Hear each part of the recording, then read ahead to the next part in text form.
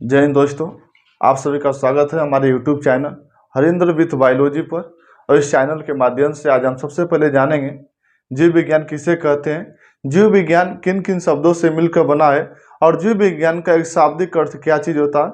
आइए जानते हैं जीव विज्ञान हम किसे कहते हैं।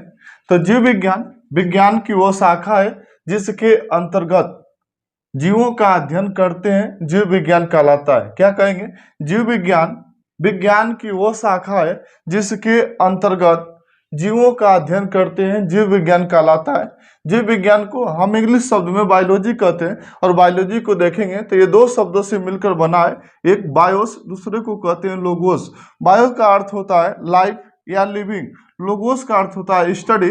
यदि लाइफ को हिंदी में कहेंगे तो जीवन, लिविंग को कहेंगे तो सजीव। स्टडी का अर्थ होता है अध्ययन करना, अर्थात हम ये कह सकते हैं कि जीवन का अध्ययन करना, अर्थात जीवन का अध्ययन करना ही जीव विज्ञान कहलाता है। तो दोनों में से हम कोई भी परिभाषा बता सकते हैं या कहेंगे विज्ञान की वो शाखा जिसके अंतर्गत जीवों का अध्ययन करते हैं, जीव विज्ञान कहलाता है। या एक सिंपल सी भाषा में हम कह सकते हैं कि जीवन का अध्ययन करना ही जीव विज्ञान कहलाता है। अगली पॉइंट में जानेंगे कि जो जीव विज्ञान शब्द है वो लैमार्क तथा ट्रेविरेनस ने सन 1802 में ही प्रयोग किया था, परंतु इन्होंने कुछ बता नहीं पाए कि जीव विज्ञान क्या चीज होता है, जीव विज्ञान के अंतर्गत हम किन चीजों के बारे में पढ़ते हैं। इन वैज्ञानिकों ने बताया कि जीव विज्ञान कोई शब्द है, लेकिन जीव विज्ञान क्या चीज है ये इसका वर्णन नहीं कर पाए।